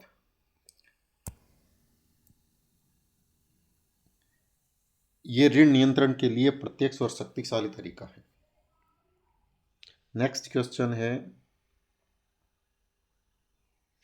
भारत में मौद्रिक नीति का व्यवस्थापन कौन करता है? ये देखो, मैंने पहले बताया था आपको कि जो मॉनेटरी पॉलिसी है उसको डिसाइड करने का काम कौन करती हैं? आरबीआई। अब चूंकि एक मॉनेटरी पॉलिसी कमेटी बना दी है, तो वो मॉनेटरी पॉलिसी कमेटी आरबीआई के अधीन ही मौद्रिक नीति का निर्धारण करती है। परिवर्तन केवल इतना सा है कि मौद्रिक नीति कमेटी में सरकार के भी मेंबर रहते हैं। क्वेश्चन नंबर 89, मौद्रिक नीति के पुनर्निरीक्षण की समयावधि क्या है? जो रिव्यू करती हैं आरबीआई मौद्रिक नीति को, तो उसकी जो अवधि है वो है 3 माह। हर तीसरे महीने में जो मॉनेटरी पॉलिसी कमेटी होती है एमपीसी, उसकी बैठक होती है और वो डिसाइड करती है कि repo, reverse repo, RR, bank rate, SLR या सीआरआर, इन दरों में कमी करनी है या बढ़ोतरी करनी है, जिससे मार्केट में पैसा या तो बढ़ाना है, अगर तरलता बढ़ानी हो तो रेट्स को डाउन कर दिया जाता है, अगर तरलता को कम करना हो तो रेट्स को बढ़ा दिया जाता है। ये एक्चुअल में मतलब जो लोन लेने की प्रोसेस है उसको प्रभावित करती है। अगर रेट्स बढ़ाती है तो ब्याज दरें बढ़ने से लोन महंगे हो जाएंगे, तो लोग कम लोन लेंगे। अगर लोन सस्ते होंगे, ब्याज दरें कम होंगी, तो ज़्यादा लोन लेंगे, तो मार्केट में और ज़्यादा पैसा जाएगा। तो ये महंगाई को नियंत्रण करने के लिए मुख्य रूप से मौद्रिक पॉलिसी बनाई जाती है और आरबीआई हर 3 महीने के अंदर इसकी रिव्यू बैठक लेता है। क्वेश्चन नंबर 90, भारतीय मौद्रिक नीति का उद्देश्य क्या है? जो मॉनेटरी पॉलिसी है उसका ऑब्जेक्ट क्या है, मेन पर्पज क्या है? तो आर्थिक वृद्धि को तीव्र करना, मुद्रास्फीति के चक्र को रोकना, प्राथमिकता के क्षेत्रों को साधनों का आवंटन। इसका सही आंसर है उपरोक्त सभी।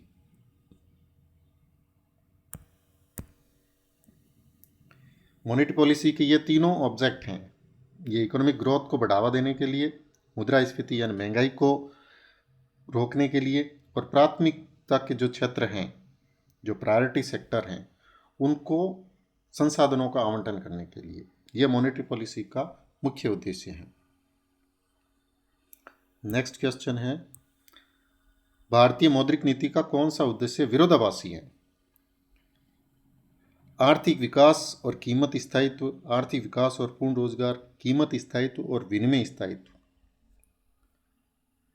तो इसका सही आंसर है उपरोक्त सभी। ये एक दूसरे के विरोधाभासी हैं। यानी आप आर्थिक विकास करना चाहते हैं, वहीं कीमतों में स्थायित्व रखना चाहते हैं। आर्थिक विकास करना चाहते हैं और पूर्ण रोजगार भी देना चाहते हैं। कीमत स्थायित्व और विनिमय स्थायित्व, यानी प्राइस भी स्टेबलाइज रहे और जो एक्सचेंज रेट है वो भी स्टेबलाइज रहे। तो ये अपने आप में कॉन्ट्राडिक्टरी है, ये कॉन्फ्लिक्टिंग ऑब्जेक्टिव है। क्वेश्चन नंबर 92, किसने कहा स्फीति असंतुलन की वह अवस्था है जिसमें क्रय शक्ति का विस्तार कीमत स्तर में वृद्धि का कारण और प्रभाव होता है? तो अगेन ये एक इम्पोर्टेंट क्वेश्चन है, क्योंकि मुद्रास्फीति और ये सब टॉपिक मॉनेटरी पॉलिसी, ये जूनियर अकाउंटेंट की इकोनॉमिक्स वाले पोर्शन में अत्यंत ही महत्वपूर्ण है। तो ये जो परिभाषा है ये किसने दी? इस परिभाषा को देने वाला व्यक्ति है पॉल एजिंग। पॉल एजिंग ने ये जो मुद्रास्फीति है या स्फीति है, महंगाई है, स्फीति असंतुलन की वह अवस्था है जिसमें क्रय शक्ति का विस्तार कीमत स्तर में वृद्धि का कारण और प्रभाव होता है। यानी जब चीज़ें ज़्यादा खरीदी जाती हैं तो वस्तुओं के दाम बढ़ जाते हैं। तो ये परिभाषा दी थी पॉल एजिंग ने। स्फीति का मुख्य कारण क्या है, यानी ये मुद्रास्फीति क्यों होती है? तो इसके पीछे जो मेन कारण है वह है मांग में वृद्धि। जब डिमांड बढ़ती है तो सप्लाई ऑटोमेटिकली कम हो जाती है। डिमांड बढ़ती है तो उसकी कीमत भी बढ़ती है और कीमत बढ़ने से स्फीति की स्थिति उत्पन्न होती है। स्फीति का प्रसार कौन सा है, यानी मुद्रास्फीति का which is the type of inflation, कितने प्रकार की मुद्रास्फीति होती है। तो इसमें मांग प्रेरित, लागत प्रेरित और साख स्फीति, उपरोक्त सभी। तो ये तीनों यानी मुद्रास्फीति के प्रकार हैं। मांग प्रेरित यानी डिमांड बढ़ना, लागत प्रेरित यानी कॉस्ट बढ़ना, साख प्रेरित यानी लोन की जो दरें हैं, ब्याज की दरें हैं, उनमें अगर उतार चढ़ाव आता है तो उसकी वजह से भी स्फीति की स्थिति उत्पन्न होती है। नेक्स्ट क्वेश्चन है, किसने कहा मुद्रा संकुचन मूल्य स्तर के गिरने की वह अवस्था है जो उस समय उत्पन्न होती है जबकि वस्तुओं तथा सेवाओं का उत्पादन मौद्रिक आय की तुलना में तेजी से बढ़ता है। अगेन ये परिभाषाएं, क्योंकि जूनियर अकाउंटेंट के एग्जाम में ज़्यादातर परिभाषाएं ही पूछी जाती हैं और कैंडिडेट सबसे ज़्यादा कन्फ्यूज़न उसमें ही होते हैं कि क्योंकि इतनी सारी परिभाषाएं हैं, याद रखना इतना आसान नहीं है। पर अपन उन परिभाषाओं को याद रखें जो ऑलरेडी एग्जाम में पूछी जा चुकी हैं, ताकि अपन सही जवाब दे सकें। तो इसका आंसर है पीगू। ये पीगू एक अर्थशास्त्री हुए थे, उन्होंने मुद्रा संकुचन की परिभाषा दी और उन्होंने कहा कि मूल्य स्तर के गिरने की वह अवस्था, मतलब मुद्रा का मूल्य कम होता है जो उस समय उत्पन्न होती हैं जबकि वस्तुओं और सेवाओं का उत्पादन मौद्रिक आय की तुलना में तेजी से बढ़ता है। मतलब मुद्रा की वैल्यू नहीं बढ़ती है, पर वस्तु और सेवाओं के उत्पादन की जो है ना, उसकी वजह से उसकी जबकि वस्तुओं तथा सेवाओं का उत्पादन मौद्रिक आय की तुलना में तेजी से बढ़ता है, यानी वस्तु और सेवाओं का उत्पादन बढ़ जाता है तो मुद्रा का संकुचन होता है, उसका वैल्यूएशन कम हो जाता है।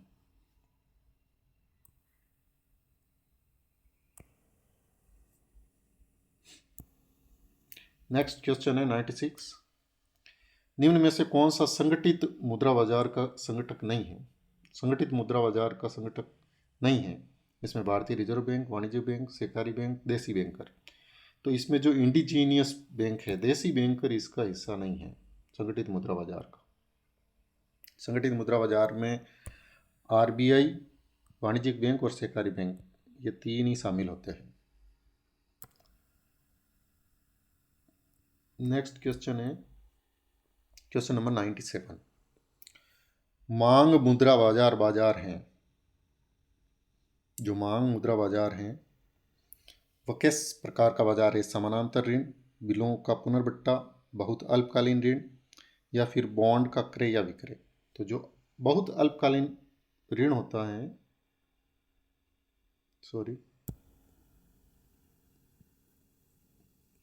जो बहुत अल्पकालीन ऋण होता है वो होता है मांग मुद्रा बाजार। इसे कॉल मनी मार्केट भी कहते हैं। Call money market very short period loan, मतलब 1 दिन 2 दिन के लिए जो लोन लिए जाते हैं उसे कॉल मनी मार्केट कहते हैं।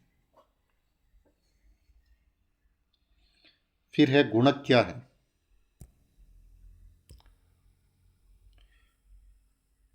गुणक क्या है, विनियोग में परिवर्तन और आय में परिवर्तन का अनुपात है। विनियोग में परिवर्तन या उपभोग में परिवर्तन का अनुपात, उपभोग में परिवर्तन या आय में परिवर्तन का अनुपात, उपरोक्त में से कोई नहीं। तो इसका सही आंसर है उपरोक्त में से कोई नहीं। ये तीनों ही स्थितियां हैं वो गुणक नहीं है, मल्टीप्लायर। त्वरक का सिद्धांत किसने प्रतिपादित किया। नेक्स्ट क्वेश्चन नंबर 99, इसका सही आंसर है अल्बर्ट एफ्टालियन। अल्बर्ट एफ्टालियन ने त्वरक का सिद्धांत प्रतिपादित किया था। नेक्स्ट क्वेश्चन नंबर 100, गुणक क्रिया विपरीत रूप से प्रभावित होती है। जो गुणक की क्रिया है वो विपरीत रूप से किससे प्रभावित होती है। तो जो आयात हैं इससे विपरीत रूप से प्रभावित होती है गुणक की क्रिया। फिर नेक्स्ट है क्वेश्चन नंबर 101, राष्ट्रीय अर्थव्यवस्था में राजस्थान की वर्तमान वस्तु स्थिति क्या है। राजस्थान की जो अर्थव्यवस्था है उसकी वर्तमान स्थिति क्या है। तो राजस्थान विकासशील अर्थव्यवस्था है, अविकसित तो है नहीं, अल्प विकसित भी नहीं है, और विकसित भी नहीं है, तो विकासशील है। अब राजस्थान को 2047 तक विकसित करने का विजन सरकार द्वारा लिया गया है। यानी जो विकसित भारत हैं उसी तर्ज पे विकसित राजस्थान, डेवलप्ड राजस्थान, 2047 तक राजस्थान को विकसित बनाने का लक्ष्य निर्धारित किया गया है।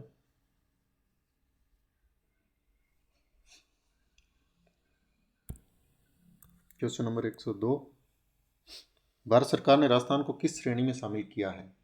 जो स्टेट की कैटेगरीज हैं उसमें जो नॉन स्पेशल कैटेगरी है उसमें राजस्थान को शामिल किया गया है। स्पेशल कैटेगरी वाले जो स्टेट हैं उन स्टेट को जो सहायता है उसका अनुपात है वो अलग है, 90% सेंट्रल से और 10% स्टेट फंडिंग होती हैं। पर जो गैर विशिष्ट हैं उनमें 60-40 का रेशियो चलता है। तो जो नॉन स्पेशल कैटेगरी है राजस्थान की वो भारत सरकार ने निर्धारित कर रखी हैं। ये सबसे इम्पोर्टेंट क्वेश्चन है।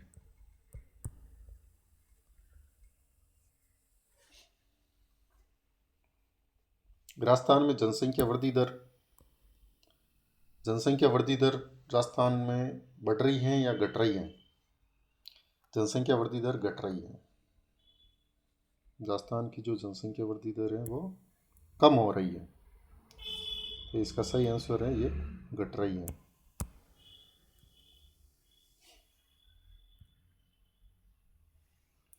किस फसल के उत्पादन में राजस्थान वर्ष 2018-19 में अग्रणी रहा? तो राजस्थान के अंदर जो फसलें हैं उसमें सरसों में राजस्थान नंबर 1 है। सरसों है, बाजरा है, इन फसलों में राजस्थान नंबर 1 है 18-19। ये ज़्यादातर प्रश्न इकोनॉमिक सर्वे से पूछे गए हैं।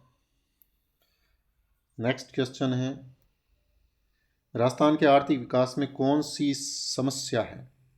भौगोलिक, पानी की तीव्र कमी, कृषि की मानसून पर निर्भरता, तो उपरोक्त सभी यानी ये सारी समस्याएं राजस्थान के आर्थिक विकास में बाधक हैं। राजस्थान के कृषि कार्य में मुख्य समस्याएं भू सुधारों का अभाव, सिंचाई का अभाव, उर्वरकों की कमी, वर्षा की अनियमितता या अनिश्चितता। तो इसमें वर्षा की अनियमितता या अनिश्चितता ये है एग्रीकल्चर डेवलपमेंट में सबसे बड़ा बाधा का कारण, क्योंकि बारिश अरावली जो पैरेलल हैं तो मानसून की वर्षा यहाँ पे ज़्यादा अच्छी नहीं होती और सही समय पर नहीं होती। सबसे महत्वपूर्ण यह है कि सही समय पर नहीं होती, उसकी वजह से एग्रीकल्चर प्रोडक्शन बढ़ नहीं पाता है। राजस्थान के तीव्र औद्योगिक विकास के लिए सर्वाधिक ध्यान किस तत्व पर दिया जाना चाहिए? अब राजस्थान का अगर तीव्र औद्योगिक विकास करना है तो कौन सा जो एलिमेंट है वो अत्यंत महत्वपूर्ण है? इसमें बहुराष्ट्रीय कंपनियों के प्रवेश को प्रोत्साहन, सड़कों के विकास पर उचित दरों पर विद्युत आपूर्ति में वृद्धि करना या पिछड़े क्षेत्रों में सब्सिडी। अब ये देखा जाए तो ये सारे जो पॉइंट हैं वो सारे इम्पोर्टेंट है, इसलिए आरपीएससी ने इस क्वेश्चन को डिलीट कर दिया, क्योंकि एमएनसीज को प्रवेश भी देना चाहिए, रोड का इंफ्रास्ट्रक्चर डेवलप होना जरूरी है, उचित मूल्यों पर विद्युत आपूर्ति में वृद्धि ये भी जरूरी है, पिछड़े क्षेत्रों में सब्सिडी। तो तीव्र औद्योगिक विकास के लिए ये सारे घटक आवश्यक हैं, इसलिए आरपीएससी ने इसके ऑप्शंस गलत होने की वजह से डिलीट कर दिया क्वेश्चन को। क्वेश्चन नंबर 8, राजस्थान के औद्योगिक विकास में मुख्य समस्याएं हैं। जो राजस्थान का औद्योगिक विकास है उसमें सबसे इम्पोर्टेंट जो बाधा है वो है आधारभूत संरचना का अभाव, इंफ्रास्ट्रक्चर की कमी है।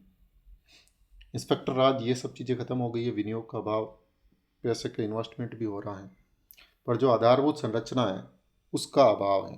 तो मुख्य समस्या ये है राजस्थान का औद्योगिक विकास।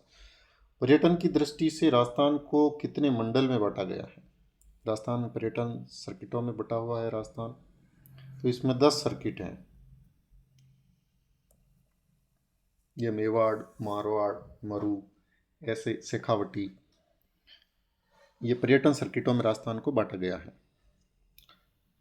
एक और इम्पोर्टेंट क्वेश्चन, गोल्डन ट्रायंगल स्वर्ण त्रिकोण में कौन से पर्यटन स्थल शामिल है? ये प्रश्न कई बार पूछा गया है। अभी हाल ही में एक एग्जाम में ये प्रश्न पूछा गया है, गोल्डन ट्रायंगल वाला। इसमें दिल्ली, आगरा और जयपुर, ये कॉलेज लेक्चर एग्जाम में अभी पूछा गया है ये प्रश्न। स्वर्ण त्रिकोण में दिल्ली, आगरा और जयपुर शामिल है। कई बार क्वेश्चन रिपीट भी होते हैं। अब देखो, कॉलेज लेक्चर का एग्जाम अभी हुआ है, तो आप आरपीएससी के जितने प्रश्न पत्र सॉल्व करेंगे आपको कहीं न कहीं यकीनन फ़ायदा होगा, क्योंकि आरपीएससी के जो पुराने एग्ज़ाम्स के क्वेश्चन हैं वो आने वाली भर्ती परीक्षाओं में रिपीट होते हैं।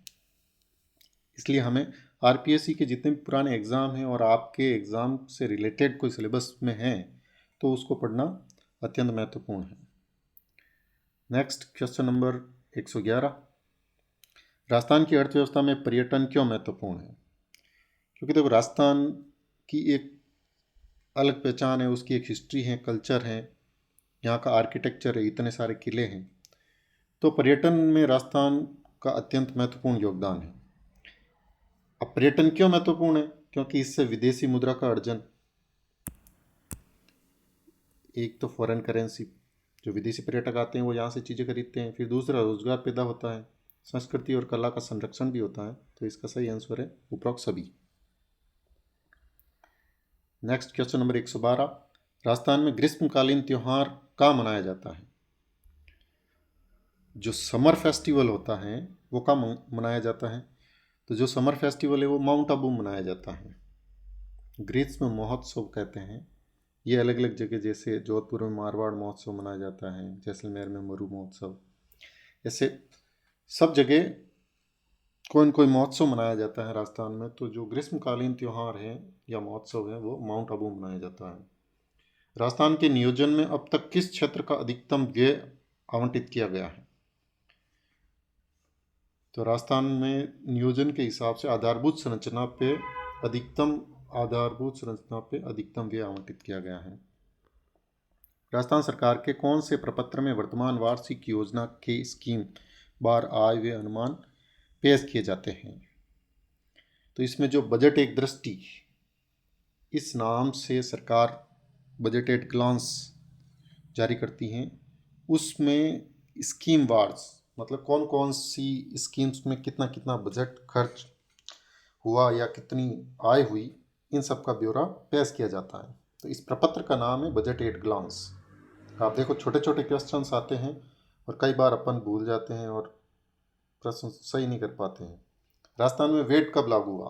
Question number 115। तो राजस्थान में जो वेट है वो 1 अप्रैल 2006 को लागू हुआ था। वेट यानी वैल्यू एडेड टैक्स, वेट का कलेक्शन है वो डायरेक्ट टैक्स के रूप में किया जाता है।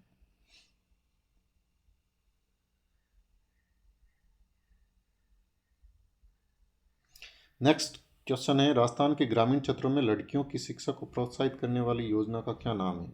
गुरु मित्र, शिक्षा मित्र, सरस्वती योजना या कन्या योजना? तो ये जो सरस्वती योजना है ये राजस्थान के ग्रामीण क्षेत्र में लड़कियों की शिक्षा को प्रोत्साहित करने के लिए चलाई गई है। कौन सा कार्यक्रम केंद्र प्रवर्तित स्कीम है? मरु विकास, डांग क्षेत्र विकास, मेवात क्षेत्र विकास कार्यक्रम, मगरा क्षेत्र विकास कार्यक्रम। ये ऐसी स्कीम्स हैं जो अत्यंत ही महत्वपूर्ण है। मरु विकास कार्यक्रम है वो सेंट्रल स्पॉन्सर्ड स्कीम है, तो इसका सही आंसर है मरु विकास कार्यक्रम। मृदा संरक्षण और नमी संरक्षण, सिंचाई विकास, वृक्षारोपण और रोजगार सृजन संबंधित हैं। अब ये कौन सी स्कीम से संबंधित हैं? तो इसमें जो स्कीम्स हैं वो हैं डीपीएपी,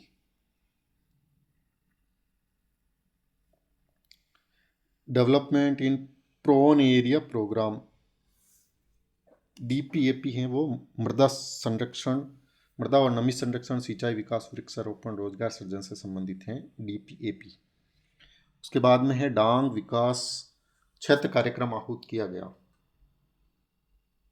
तो डांग विकास क्षेत्र कार्यक्रम को सर्वप्रथम 1995-96 के अंदर इसको शुरू किया गया था। डांग क्षेत्र विकास कार्यक्रम। डांग क्षेत्र में सवाई माधोपुर, करौली, ये कोटा, बारा, झालावाड़ वाला क्षेत्र हैं। ये सब 8 जिले हैं जो डांग क्षेत्र में आते हैं।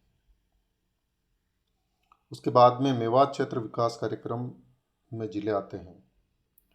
तो मेवात क्षेत्र में अलवर और भरतपुर 2 जिले आते हैं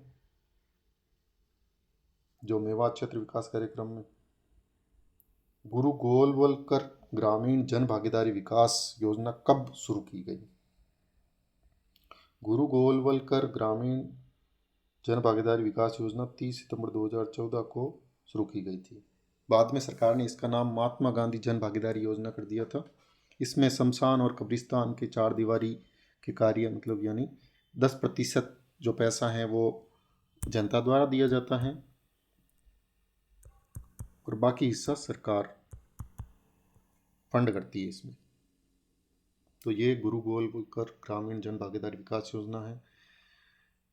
नेक्स्ट प्रश्न है, राजस्थान के सीमावर्ती क्षेत्र विकास कार्यक्रम जो बॉर्डर एरिया डेवलपमेंट प्रोग्राम है, ये सेंट्रल गवर्नमेंट चलाती है। गृह विभाग जो BRO है, बॉर्डर रोड ऑर्गेनाइजेशन, वो इसको इम्प्लीमेंट करता है। इसमें 4 जिले आते हैं, जैसलमेर, बीकानेर, बाड़मेर और गंगानगर। यानी जो सीमावर्ती क्षेत्र हैं, पाकिस्तान के साथ जो सीमा लगती हैं, उस पे जो 4 जिले हैं उनमें ये सीमावर्ती क्षेत्र विकास कार्यक्रम चलाया जाता है। नेक्स्ट क्वेश्चन है 123, वातावरण को प्रदूषित करने वाली कौन सी औद्योगिक इकाई है? तो ये जो औद्योगिक इकाइयाँ हैं, औषधि, वस्त्र बनाने की, बिजली या सीमेंट की, तो इसमें जो पोल्यूशन वातावरण में प्रदूषित करने वाली, तो ये सारी वातावरण को प्रदूषित करती हैं। इसलिए RPSC ने वस्त्र इकाई, बिजली, क्योंकि ये जो तापीय विद्युत गृह बनाए गए हैं ये भी वातावरण को प्रदूषित करते हैं, सीमेंट इकाइयाँ, इसलिए RPSC ने इसको डिलीट कर दिया क्योंकि इसमें एक से अधिक आंसर सही है।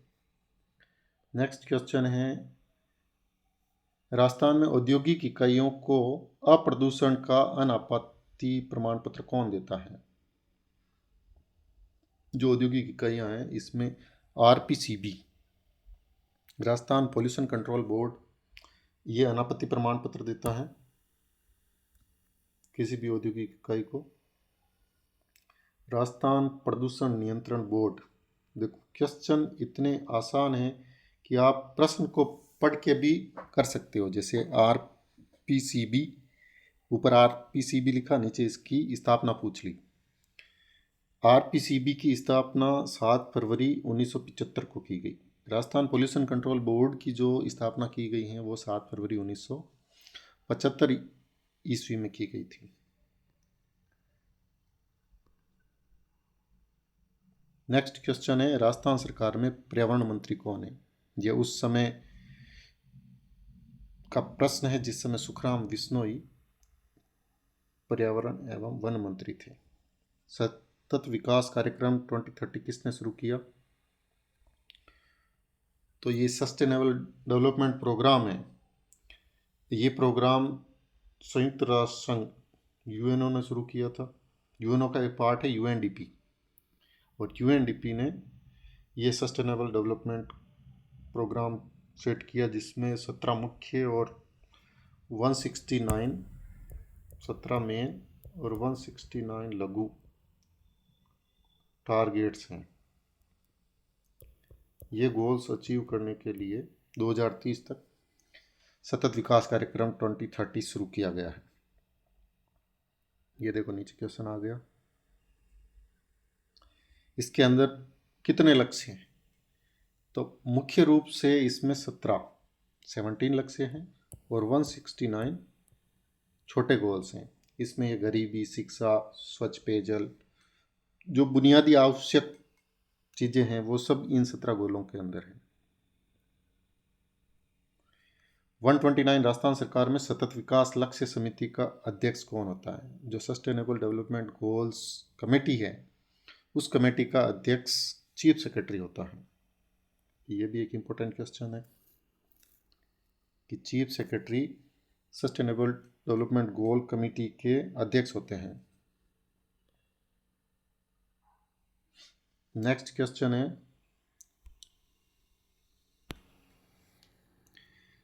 Question number 130। राजस्थान के झुंझुनू जिले का सतत विकास लक्ष्य सूचकांक कितना है? क्योंकि झुंझुनू सतत विकास लक्ष्य में उच्च स्थान पे रहा है तो उसका जो सूचकांक है वो है 69.66 झुंझुनू का।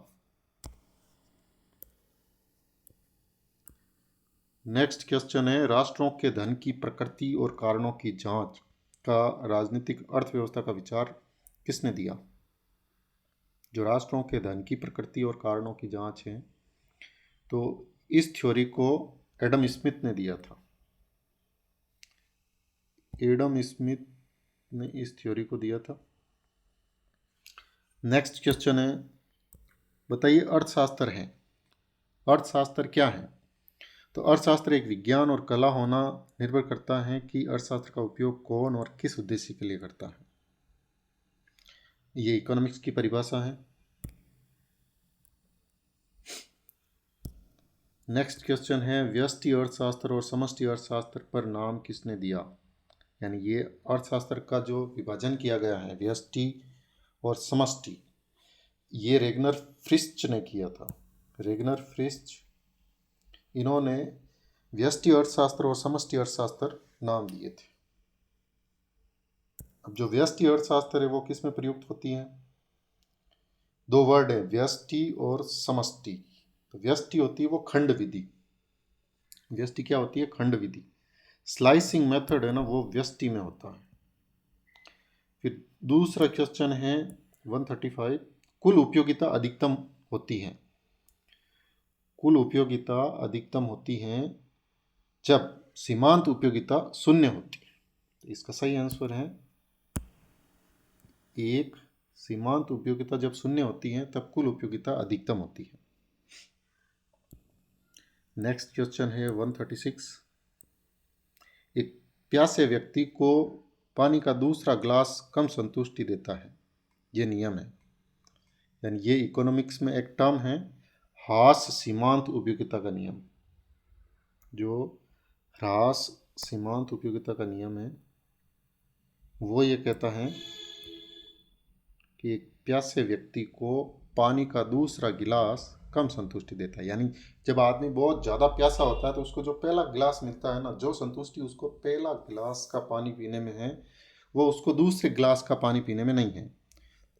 इस थ्योरी को कहते हैं ह्रास सीमांत उपयोगिता नियम।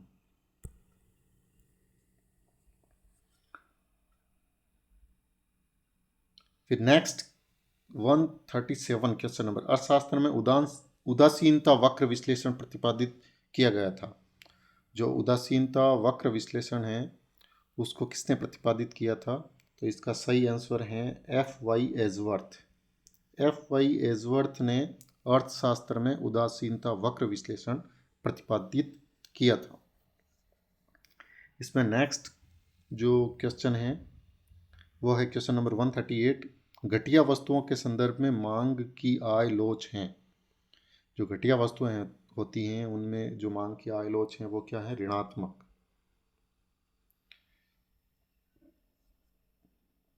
क्वेश्चन नंबर 139 जब मांग की लोच ऊंची हो तब सीमांत राजस्व है।